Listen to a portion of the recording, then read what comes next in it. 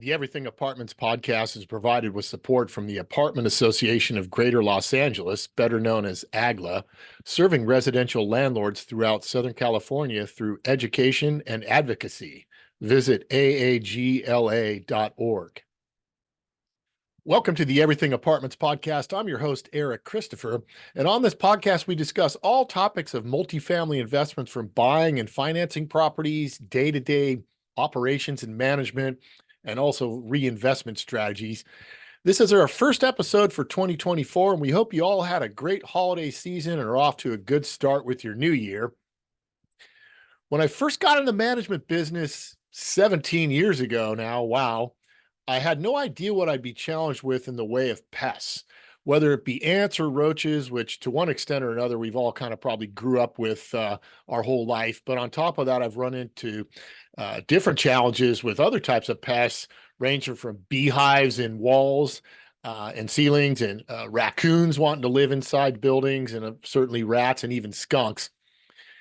And if any of you manage properties for a while, I'm sure pests are a frequent challenge, just as it is for me. So I thought it'd be a good idea to talk to a top-notch pest control technician about this stuff and see what we can, as owners and property managers, can do to kind of minimize this nuisance.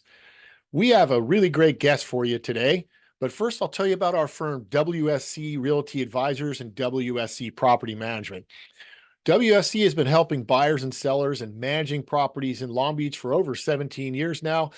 Let's say you're tired of managing your units yourself, or you're just not really getting the reporting or response level from the current manager you have.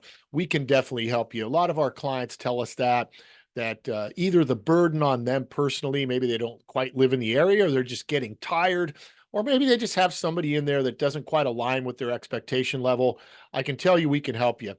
WSC will never be the largest property manager in Long Beach. We don't want to be. We want to stay a little more agile and be able to move in a way that bigger companies can't, and be more responsive and more detail oriented and have the best maintenance and repair going on in the city.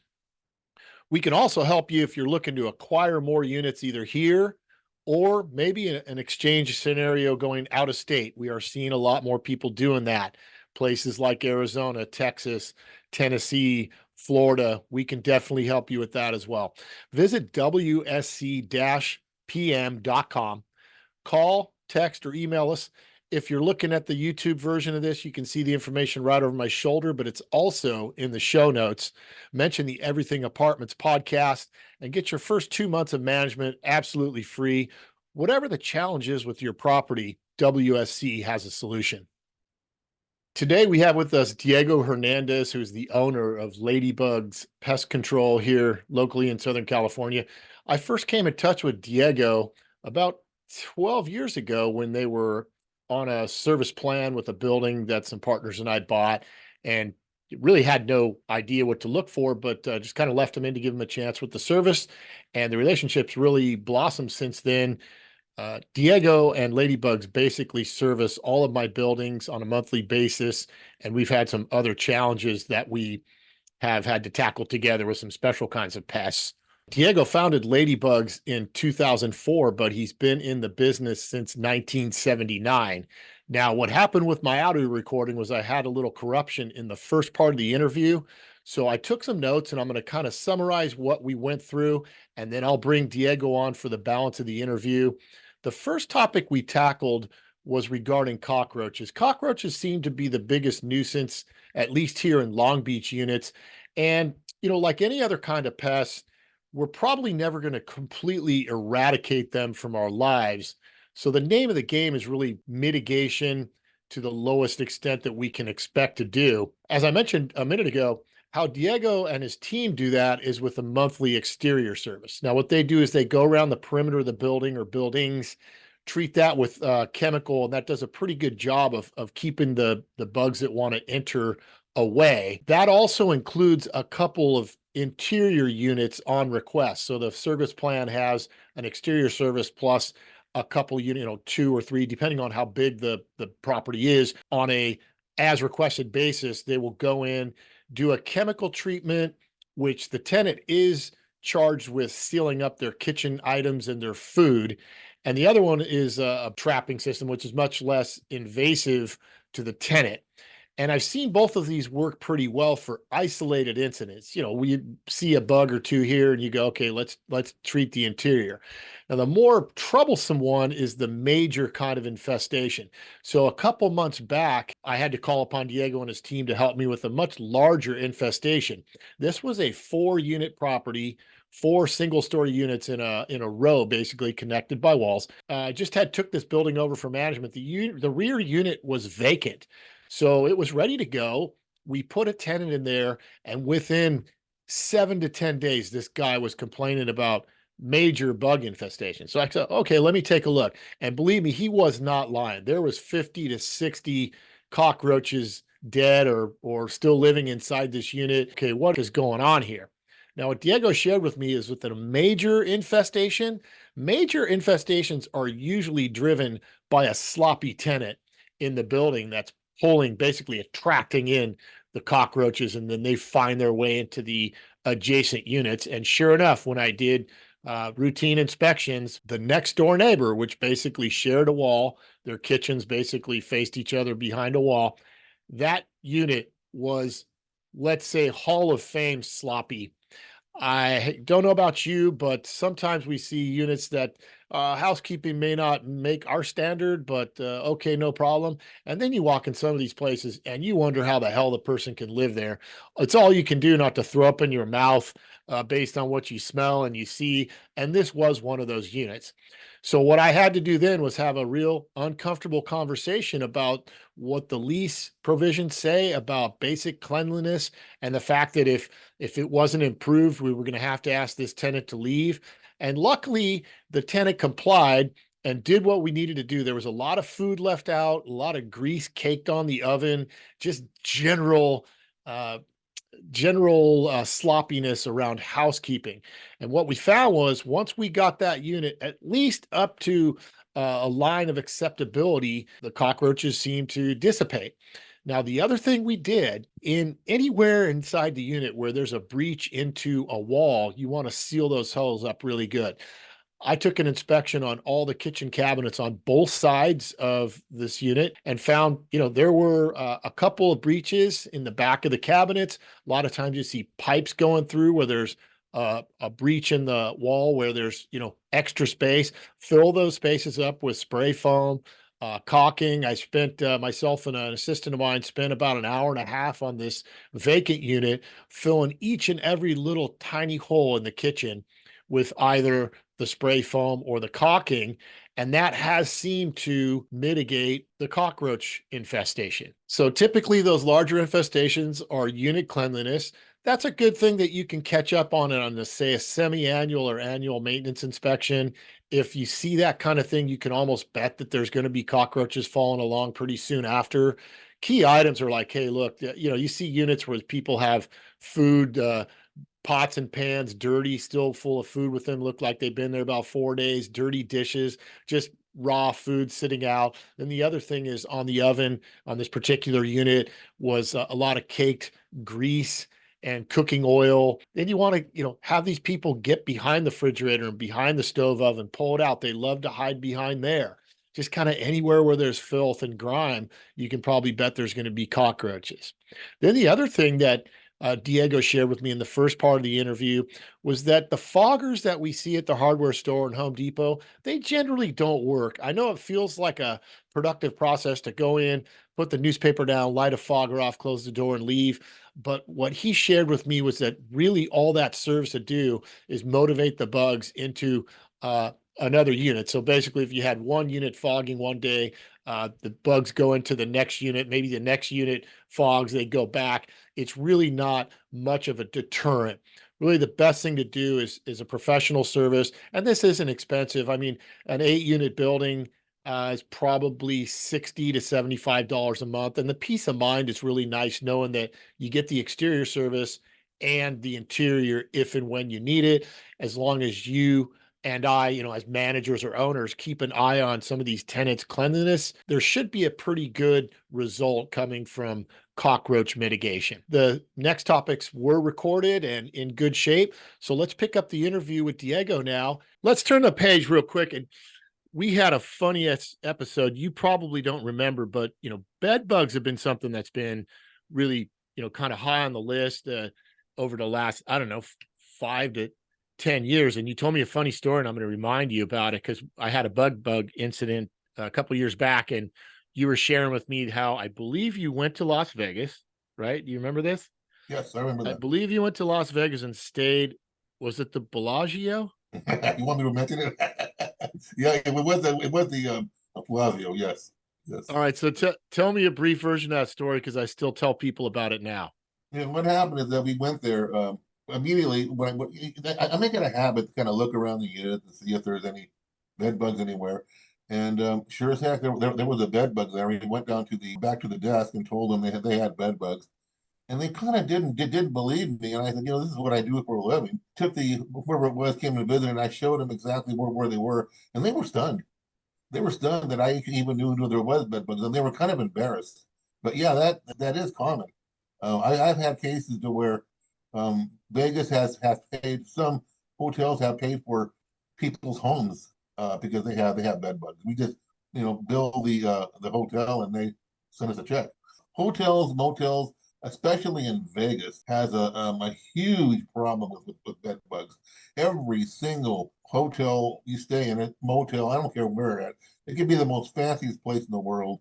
They all have bed bugs, every one of them. There's not much you can do about it because you get people from different parts of the world. That's where that is ground zero, where people are literally going to Vegas, getting bed bugs on them, and bringing them back home. Now, what I've been telling my tenants, because I remember that story, and whenever I move somebody in, we have a bed bug addendum in the lease.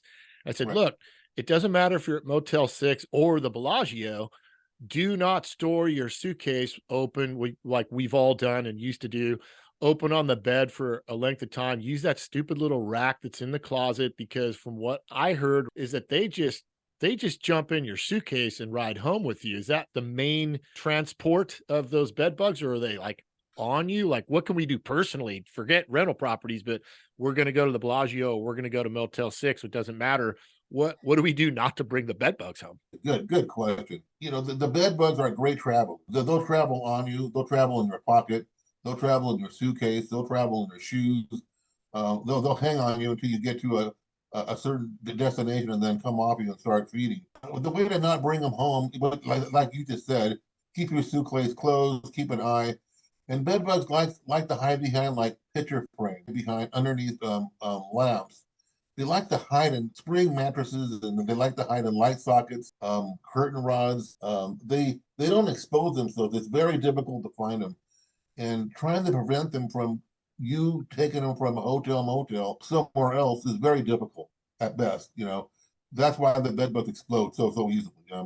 It's become a problem. There was a time we did have it under control where it was very rare. When I first started in the industry, I had a route dedicated strictly to bed bugs. Became a specialist at it, actually. The bed bugs went away. I kind of forgot about it. But when it came back, I already knew what to do. I started giving classes on, throughout the industry, because a lot of the new generation had no idea how to treat for them. Fortunately, I've been exposed to it. I know the steps to control them. Matter of fact, the material that are around now are 10 times better to control bed bugs than what there used to be. And so, it made it easier for me to give the classes and to get the bed bugs, controlled, or explain it how to control it.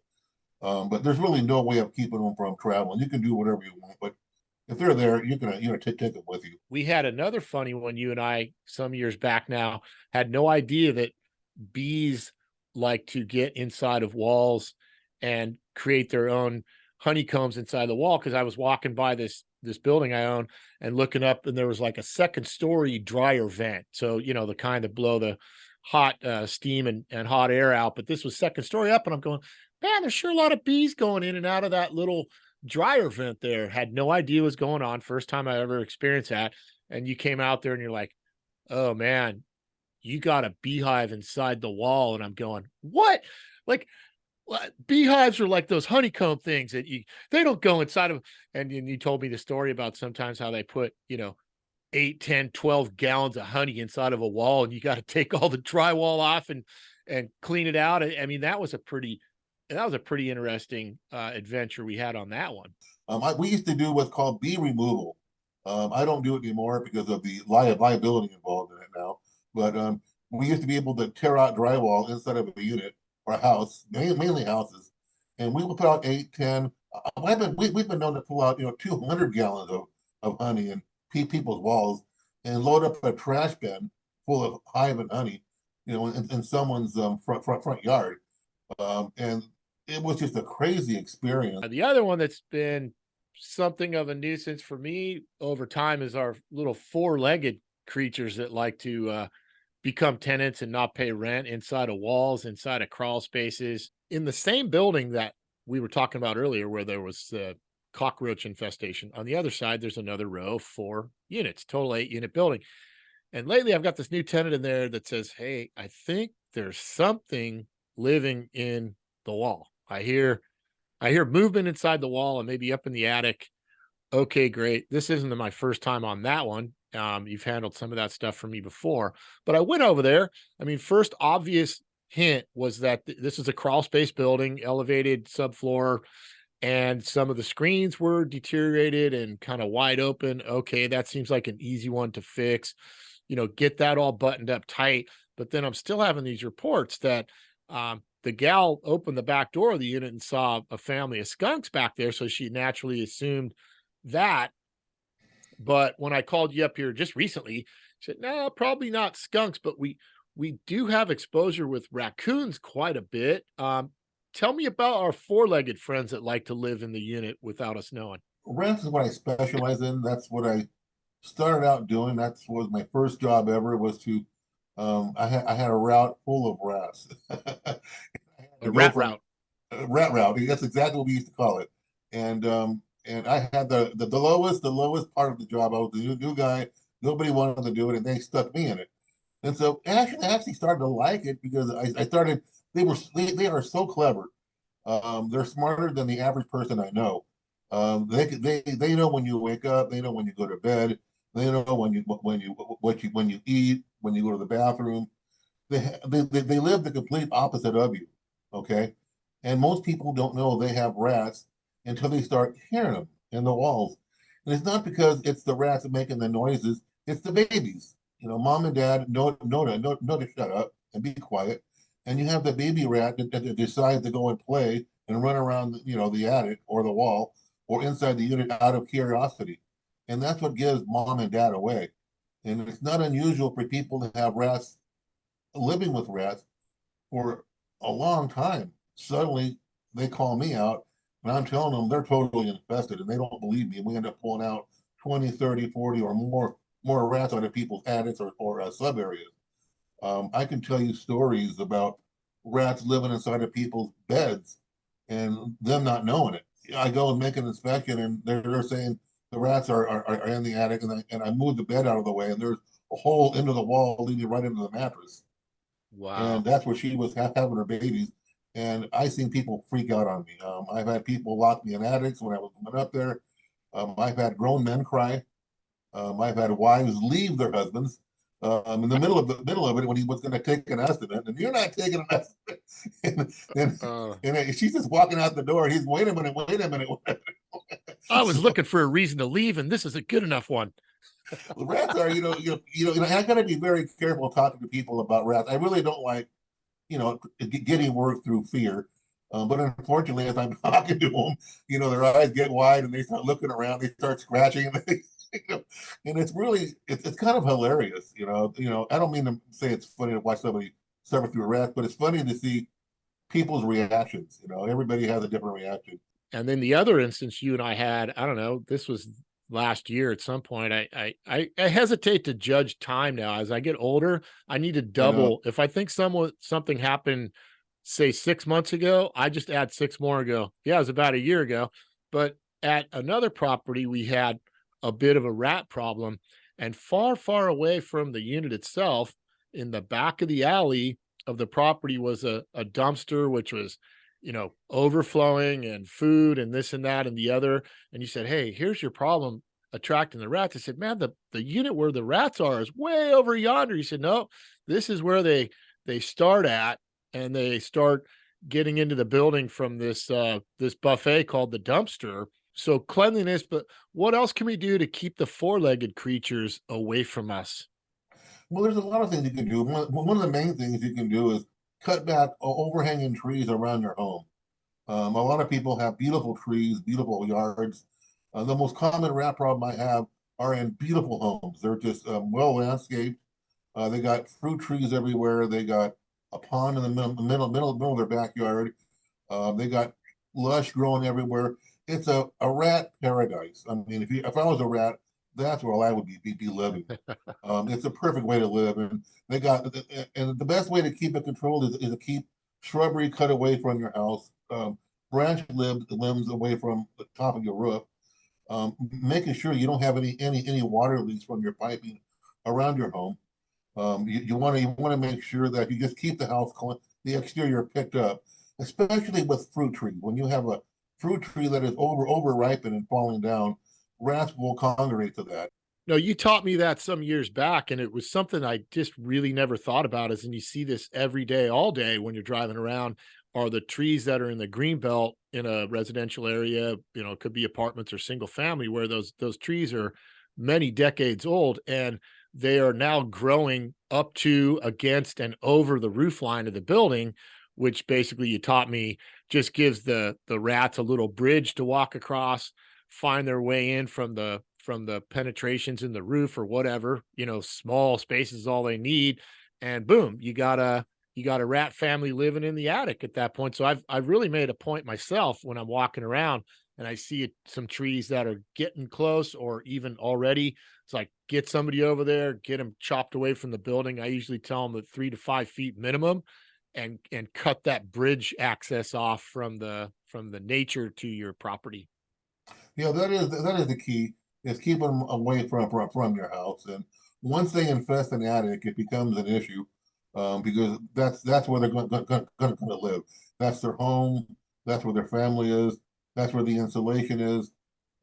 It's a great way for the to have a family. Insulation keeps them warm. It's a great hiding place. Nothing can get them. The hawks can't get them. The cats can't get them. They think people can't get them, and they generally can't.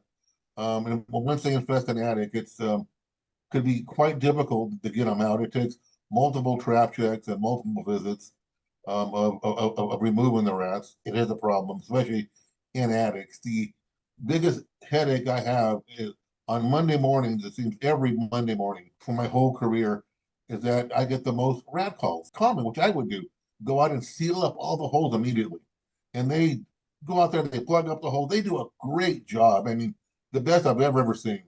And what they've done without knowing that they literally trapped the rats inside their home.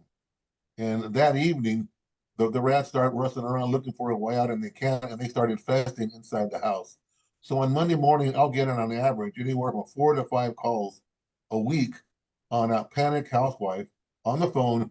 One is out there immediately. I got the call started about 3 o'clock in the morning. We leave our schedule open specifically for that. We've obviously got challenges in the pest control world with property management, going from the smallest little creatures up to much larger. Diego and Lady Bugs Pest Controls, definitely, I highly recommend them. I've been working with them exclusively for 12 or Yeah, so please. 12 years years. Yeah. now. Diego, I really appreciate you having you here today. And what I'm going to do is I'm going to put your company information in the show notes and also on the email that goes out to advertise the show. And I highly encourage anybody to listen to this with a pest control problem, or maybe the pest control you have now just isn't quite fitting the bill. Uh, I completely endorse Diego and Ladybug's Pest Control. They've done a great job and will continue to do so. And hey, great having you again. And thanks for the insight on what, you know, we all can do to kind of, sounds like most of the time, kind of keep the flames back. We're not going to get rid of a lot of these creatures. They're going to be around us, but whatever we can do to minimize the exposure is kind of what we're talking about, right? There's never time. There's been a exposure and practice sanitation, and you'll do okay. Eric, thank you for having me. I really enjoyed this. I love talking shop, as you can see. Yeah, I And appreciate that. You can tell somebody who's really into their industry when they're excited to talk about it, no matter what it is. So, yeah, great discussion. Give Diego a call if you have any pest control problems. Again, his information's in the show notes. You have listened to the Everything Apartments podcast. I'm your host, Eric Christopher. Stay tuned for another episode coming soon.